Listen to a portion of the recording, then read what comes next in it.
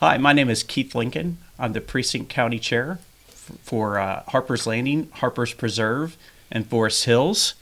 I'd like to introduce you to my neighboring precinct chair, Raquel Lewis. Thanks, Keith. Hi, my name is Raquel Lewis. I'm the County Precinct Chair for Montgomery Creek Ranch, Woodlock, and the eastern parts of Harper's Preserve. Keith, Raquel, good to see y'all. I'm Commissioner Matt Gray, Precinct 4, Montgomery County. Good. Well, Raquel and I requested the honor to interview County Commissioner Gray to provide updates to the progress on the initiatives that's shaping our community. In the spirit of transparency and civil engagement, I think it's important to ensure that all our community members are informed about the work that you're doing on our behalf. Commissioner Gray has always been happy to connect with us, and I feel putting together this video would be the most effective way to share both the progress and the challenges of our county commissioner's office. Thank you, Keith. And you're exactly right. So we've got the largest precinct in Montgomery County, Precinct 4.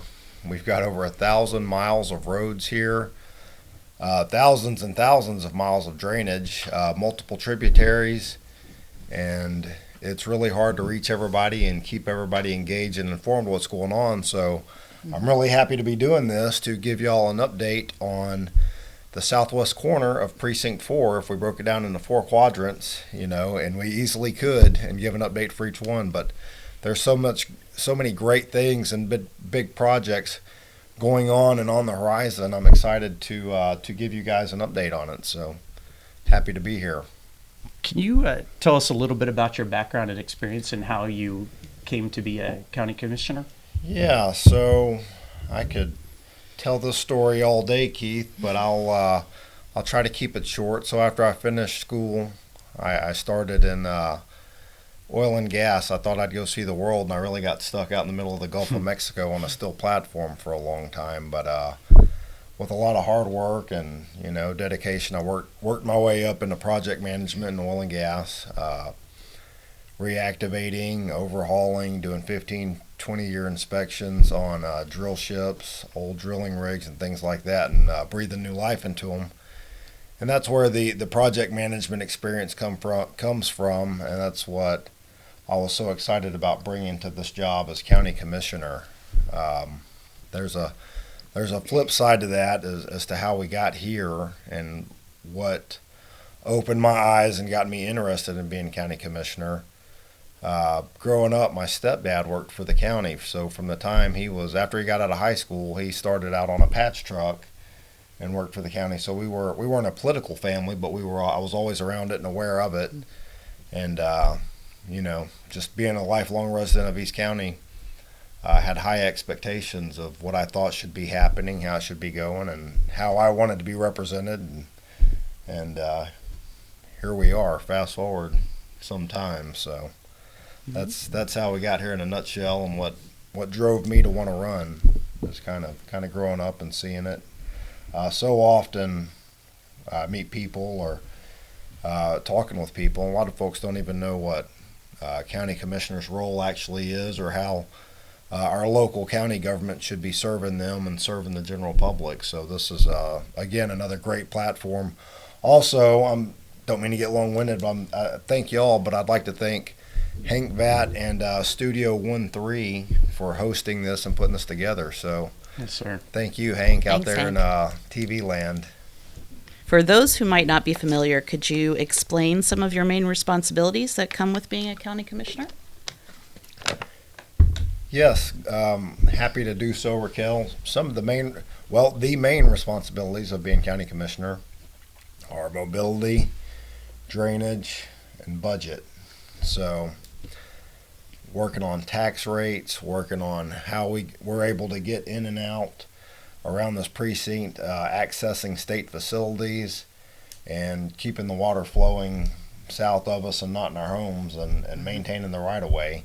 Those are the big chunks of what a commissioner does. There's obviously so much more.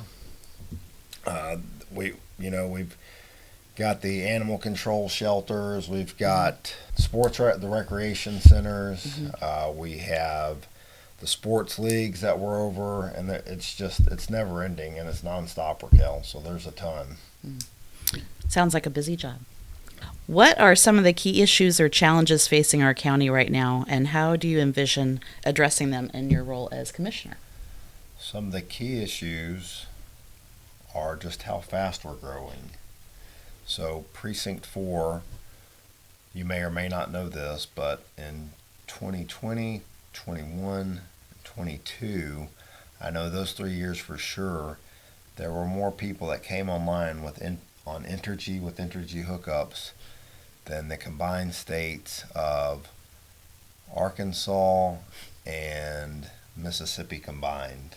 Wow. So that's a lot of people. That's a lot of a lot of congestion, and we're working on some mobility solutions. Obviously, drainage in different parts of the precinct, and one of the big ones we've tackled is the development regulations and the drainage criteria manuals. So we've been doing those workshops in Commissioner's Court, and I've tried to take a big role and a leadership role and defining a bunch of that and working through it with the team. And I think we've made some good strides that'll really have a positive effect on not just Precinct 4, but Montgomery County as a whole.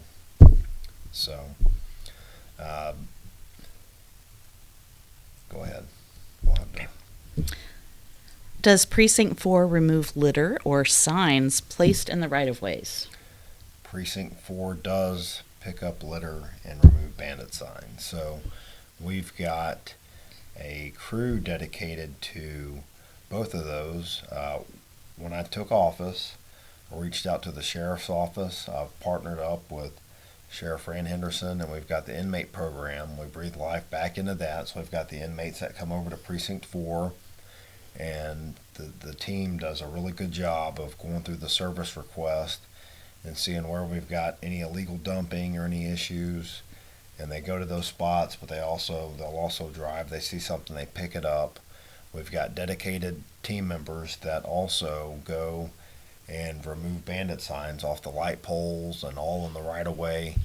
And you can tell a major difference after they come through and pick up and clean. Now, again, I've got to state this is the largest precinct in the county, so it's a lot of square miles and a lot of road miles to cover, but we do our best, and the team does a great job on trying to address that and clean Precinct 4 up. But yes, we address the bandit signs and the litter. That's great. Thank you. Yes, ma'am. So with all the issues and responsibilities that you have in the community, what are some of the key ways that you engage with the community members on your projects? So that's a double-edged sword, Keith. And when I say that, the double-edged sword being social media and things like that. So we're able to tap into and monitor issues in certain areas, drainage, mobility, but with that you get a lot of the negative feedback. You open yourself up to that, which is it's part of the job, and happy to accept the accountability and responsibility of it. But so but it's a big tool. It's a huge tool, and it's allowing us to do what we're doing today. And obviously the office, we're open 5 days a week. We've got a great staff. We take a lot of calls. Normally, if there's an issue, we ask that folks submit a service request through the office, and we've got a prompt turnaround time of getting back with them. And a lot of folks, they reach out directly. So, I mean, it's all the old ways and then all the new ways. So there's several initiatives and projects that affect us out on the west side of your county, and I was hoping that we could touch on some of those. I guess in no particular order, if you wanted to talk about some of the road projects that my community is looking to get an update from. Yeah, we've got some really big ones over there. I'm excited to share this.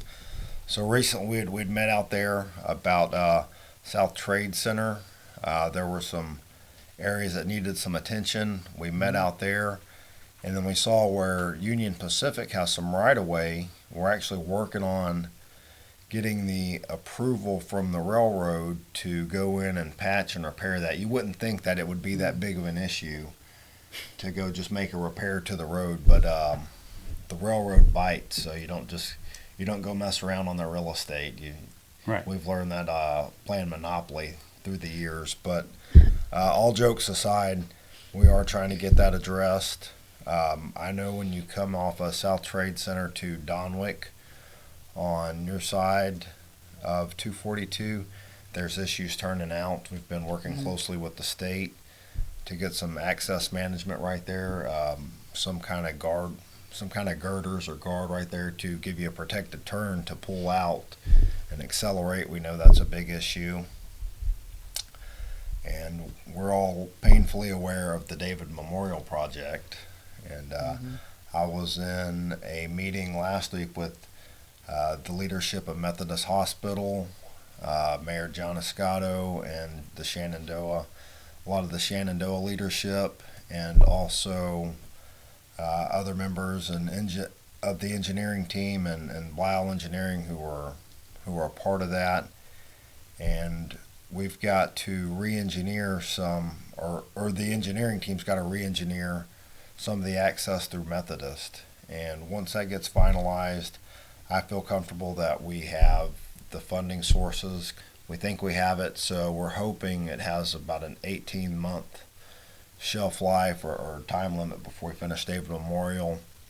One that I'm very excited about is something that hadn't heard about in some time, and it was sitting and was stale, and it's the 242 Direct Connect flyover. How excited are y'all to hear about that? So Just excited. so everybody knows exactly what we're talking about. There's 2 flyovers in place now. We can go from 242 headed west onto I-45 south already, and we can go from I-45 north and connect to 242 west. Right. But the traffic really is terrible right now for us to come from I-45 north and be able to exit I-45 north and veer onto 242 east. Right.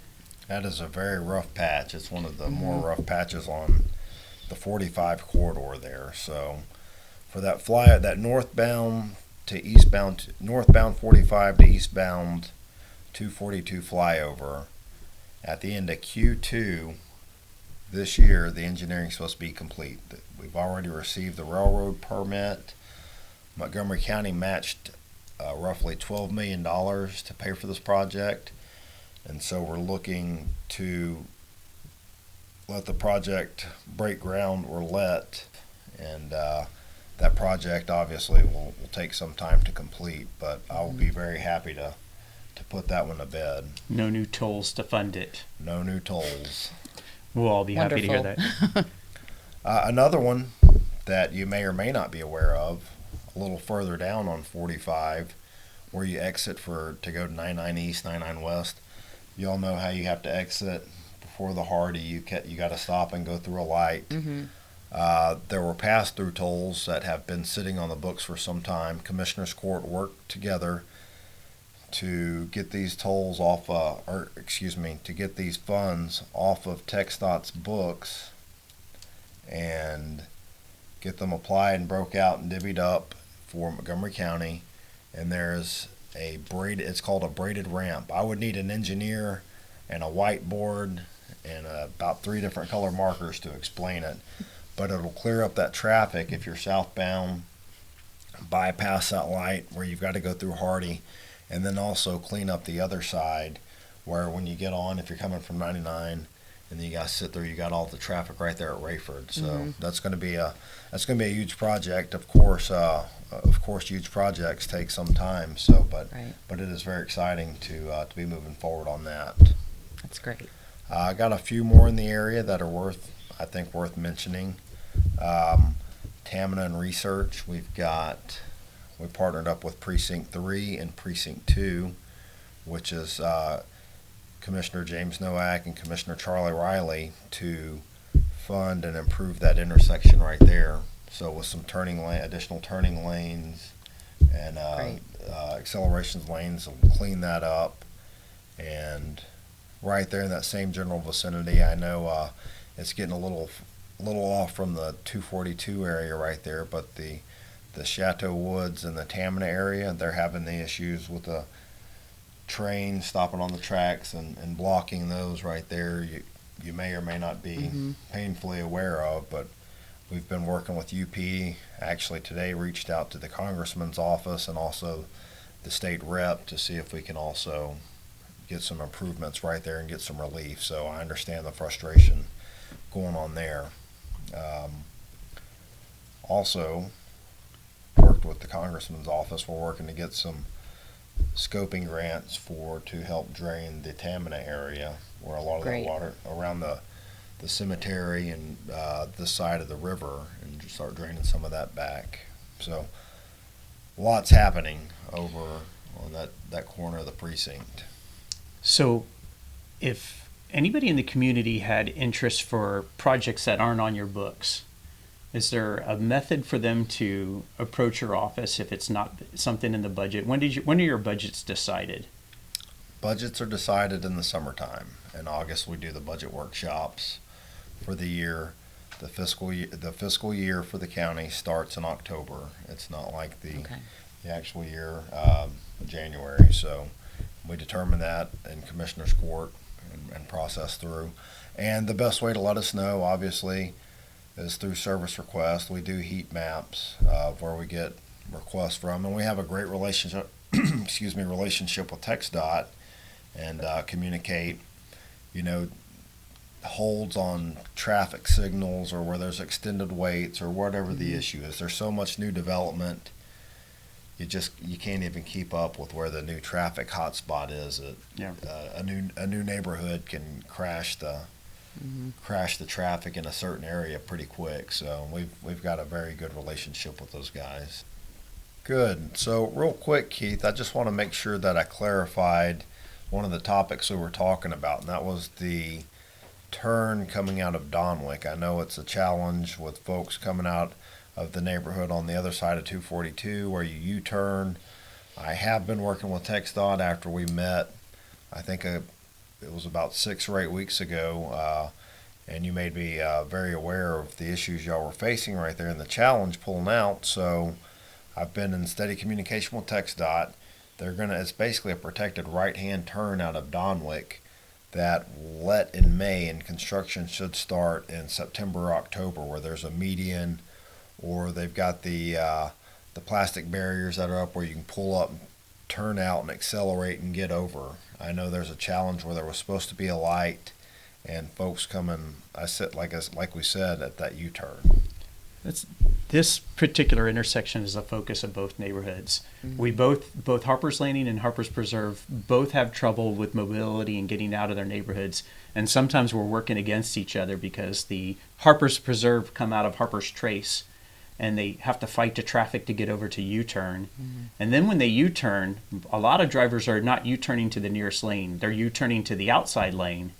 And so the intent originally was for TxDOT to put a light up, so when that light turns red, it stops the traffic eastbound on 242 to allow the Donwick Harper's Landing traffic to come out and merge. So what's happening for us now is the light turns red, and before we can get out, the Harper's Preserve folks are U-turning, and instead of U-turning to the nearest lane, they're U-turning to the outside lane, and the Harper's Landing people never get it. We can get maybe 2 or 3 cars out before the light turns green again. And so what you're saying is that we're now going to get a protected lane to exit on Donwick, and possibly that TxDOT can look at the U-turn lane and see what changes there. And what's important to note for the residents of both communities is that it's a difficult location. We're at the end of an overpass, and with all of the expansion out 242, the traffic is very, very high. And it's going to be a difficult solution, but TxDOT is working with you, and they're working with all of us. So we appreciate everybody's patience, but there is some light at the end of the tunnel. So we appreciate your work with TxDOT.